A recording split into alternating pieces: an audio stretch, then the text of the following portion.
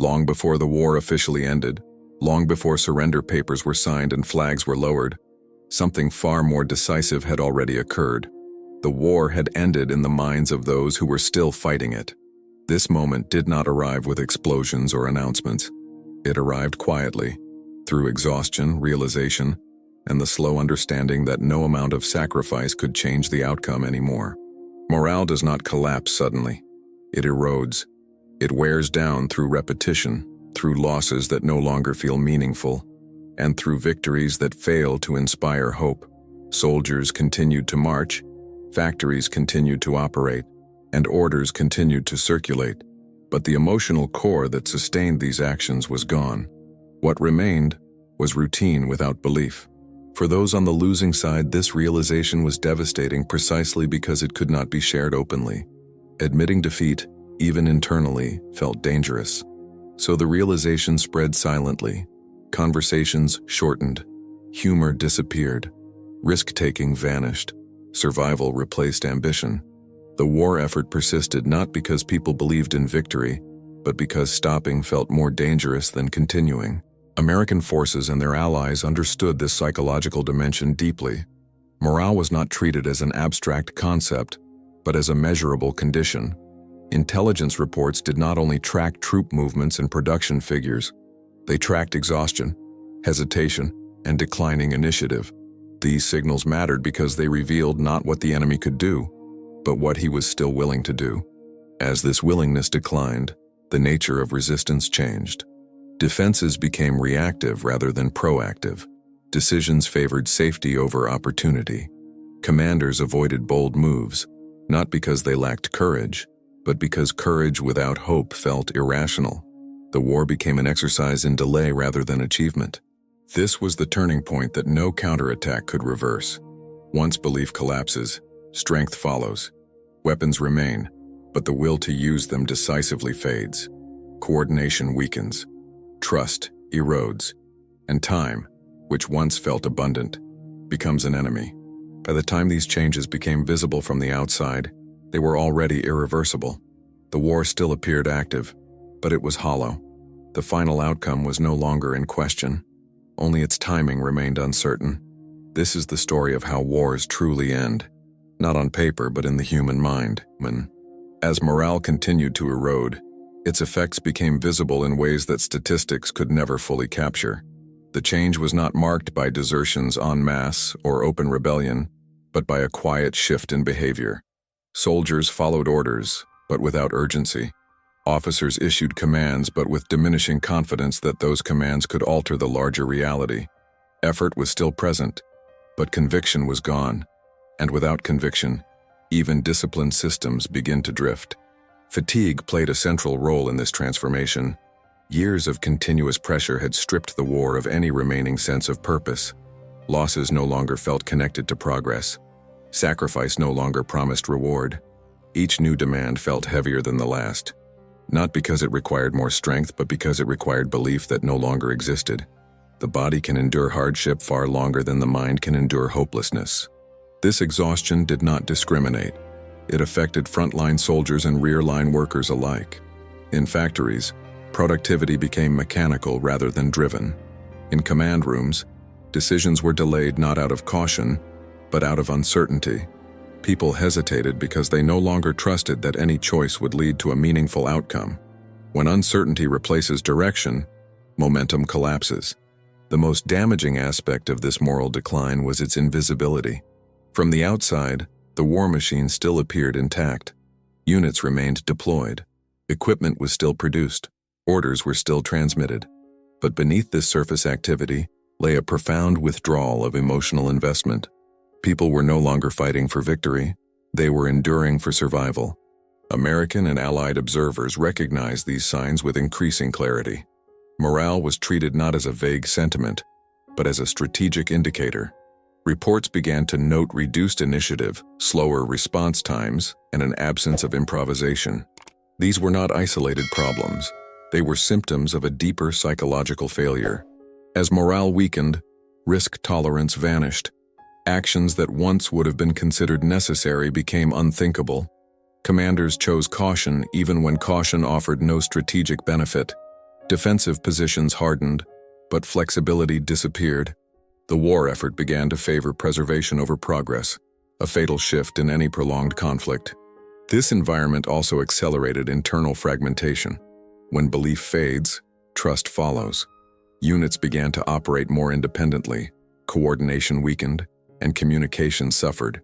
Each group focused on its own survival rather than the collective objective. The sense of shared purpose that once unified effort dissolved quietly, leaving behind a collection of isolated actions rather than a coherent strategy. What made this decline especially difficult to reverse was that it did not respond to traditional remedies. Propaganda lost its effectiveness. Punishments intensified fatigue rather than restoring discipline. Appeals to duty rang hollow when the future no longer seemed reachable. The tools designed to sustain morale in short conflicts proved inadequate for a war that had already been lost psychologically. By this stage, the war effort was no longer driven by expectation of success, but by habit and fear. People continued because stopping felt dangerous, not because continuing felt meaningful. This distinction mattered. Habit can sustain motion, but it cannot generate direction. Fear can compel obedience, but it cannot inspire resilience. And without resilience, collapse becomes only a matter of time. As this erosion of morale deepened, the war effort began to lose something even more critical than strength: coherence. Actions were still taken, but they no longer aligned toward a shared objective. Decisions contradicted one another. Orders were followed in isolation, without confidence that they fit into a larger plan. The war, once experienced as a collective struggle, fragmented into countless individual efforts disconnected from any realistic vision of victory. This fragmentation was especially damaging because it undermined coordination at every level. Units waited for guidance that never arrived with clarity. Commanders hesitated to commit resources, uncertain whether doing so would matter. Opportunities appeared briefly, then vanished as indecision took hold. What remained was a pattern of reaction rather than initiative. The enemy still moved, but he no longer shaped events. He responded to them. Psychologically, this shift was devastating. Soldiers can endure extraordinary hardship when they believe their actions contribute to a meaningful outcome. When that belief disappears, every effort feels wasted. Fatigue intensifies not because the work becomes harder, but because it feels pointless. Time stretches unbearably, and each day feels heavier than the last. In this state, even minor setbacks carry disproportionate emotional weight. Signs of this internal collapse began to surface in subtle ways. Conversations grew shorter. Humor vanished from daily life. Risk-taking declined sharply. Soldiers avoided unnecessary exposure not because they feared death more than before, but because survival felt like the only remaining goal. Victory had become abstract. Endurance had become personal. This psychological withdrawal also affected leadership. Commanders, sensing the fragility of morale, grew increasingly cautious. Bold decisions felt irresponsible when belief was already fragile. The cost of failure seemed unbearable, even when inaction carried equal risk. This led to paralysis, where preserving what remained took precedence over attempting to change the course of events. American and Allied forces observed this transformation carefully. They understood that once an enemy reaches this state, pressure no longer needs to be dramatic. Consistency becomes more effective than shock. Steady advances, persistent presence, and controlled pressure reinforce the perception that resistance is futile. Each day that passes without meaningful reversal deepens resignation. What made this stage irreversible was that it fed on itself. Declining morale produced hesitation. Hesitation produced failure. Failure reinforced hopelessness. This cycle required no external intervention to continue. It sustained itself, quietly accelerating toward collapse. Attempts to reverse it came too late and lacked credibility.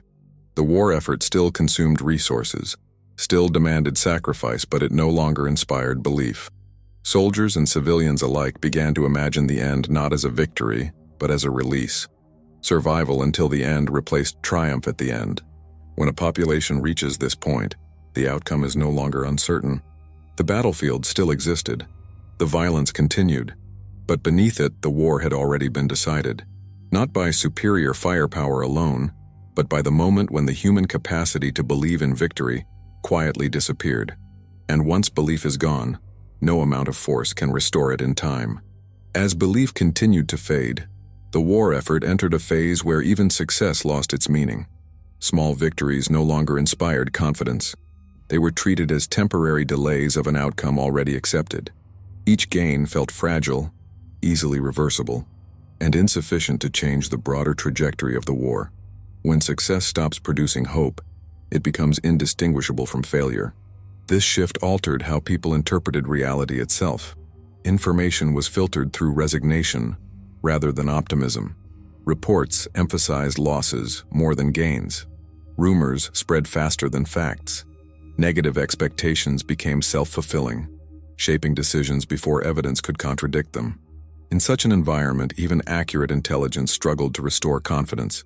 Truth no longer motivated action. It confirmed despair. The emotional distance between leadership and those carrying out orders widened. Commanders continued to issue directives, but their words no longer carried the authority they once did. Orders were obeyed because they had to be, not because they were believed in. This distinction mattered deeply. Authority sustained by obligation alone cannot endure prolonged stress. It fractures under pressure. At the same time, fear began to replace discipline as the primary mechanism of control. Punishments increased. Surveillance expanded. Loyalty was questioned openly. These measures created compliance, but they also accelerated moral exhaustion.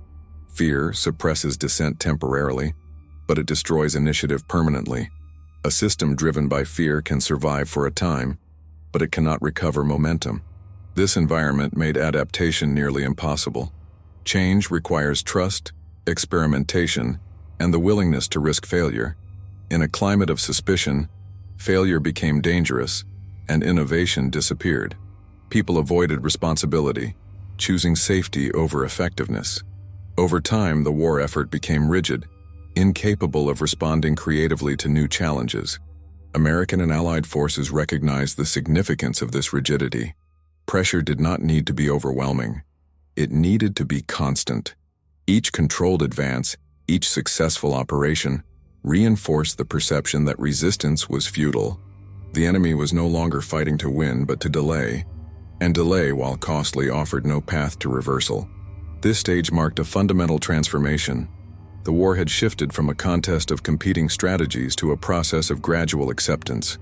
Those still fighting sensed that they were participating in the final phase of a story already written. The future felt closed, and when the future closes, the present loses meaning. At this point, collapse no longer required defeat on the battlefield. It required only time. Time for fatigue to deepen. Time for fear to erode trust further. Time for resignation to spread from individual minds to entire institutions. The war continued outwardly, but inwardly it had already ended. It had. As this resignation settled in, the war effort began to resemble a ritual rather than a struggle. Actions were repeated not because they promised results, but because stopping them felt unthinkable. Marches continued, reports were filed, orders were transmitted. Yet beneath this activity lay a growing sense that these actions no longer influenced the outcome.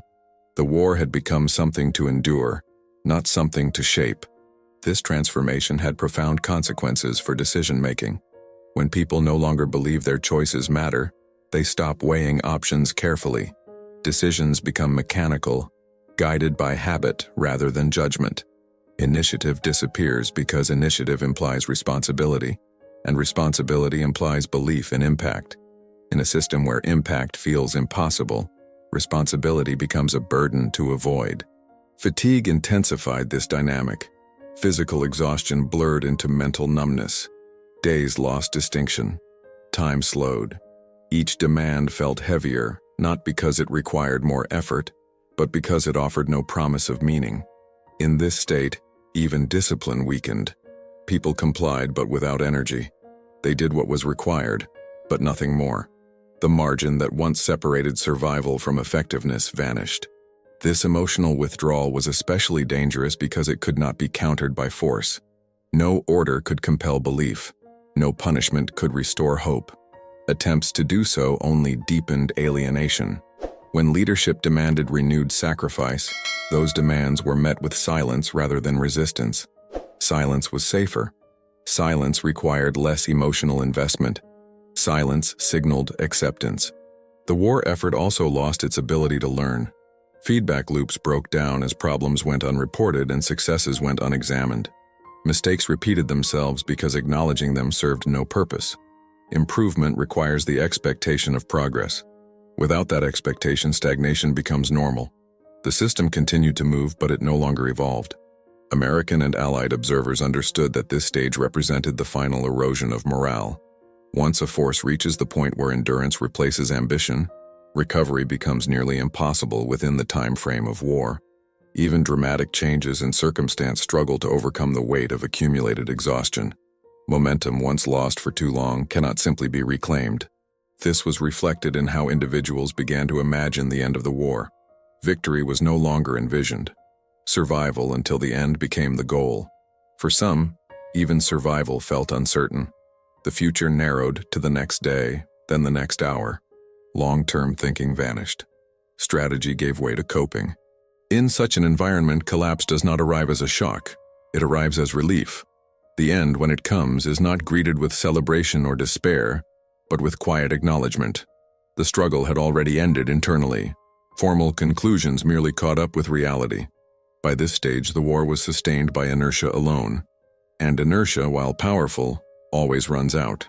As inertia carried the war forward, the remaining structure of resistance began to feel increasingly artificial. The mechanisms of command still existed, but they operated without conviction. Orders moved through channels that no longer believed in their purpose. Compliance replaced commitment, and commitment once lost cannot be recreated by procedure alone. What remained was motion without direction. This loss of direction altered how time itself was experienced. The future ceased to function as a motivator. Plans extended only as far as necessary to endure the present. Long-term objectives became abstract, disconnected from daily reality. Without a believable future, effort lost coherence.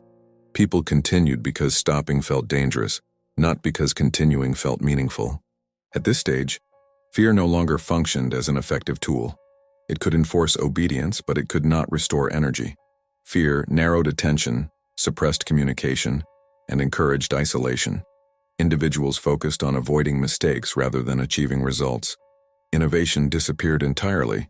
The system became defensive in every sense, protecting itself from internal blame rather than external threats.